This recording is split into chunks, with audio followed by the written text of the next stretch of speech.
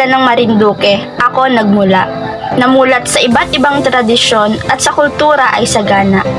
Hindi ko lubos maisip na marami pala ditong natatagong biyaya. Biyaya na ipinagkaloob ng may likha na magpanghanggang sa ngayoy aming pinangangalagaan at ginagawa. Puso ng Pilipinas ang bantag sa lugar na ito.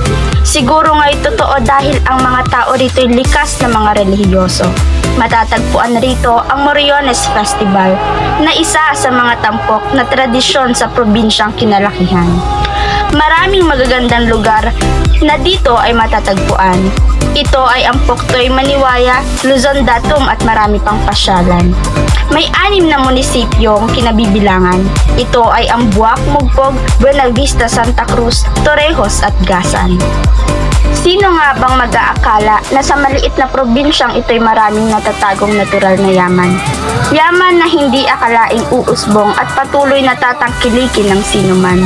Ngunit nang pumasok ang pandemya, turista dito ay nagtumal.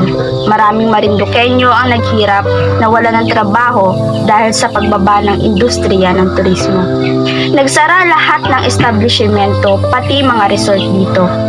Makalipas ang ilang taon, turismo sa Marinduque ay muling bumangon. Unti-unting nakaahon sa matinding pagsubok na kinaharap ng lalawigang nayon. Inyong bisitahin probinsya ng Marinduque kung gusto nyo ay mapayapa at tahimik na pagbiyahe. Dahil maliit man ang islang ito sa inyong paningin, tiyak maaakit ka sa mga natural at magaganda ritong mga tanawin. Sige Marinduque, hamos na!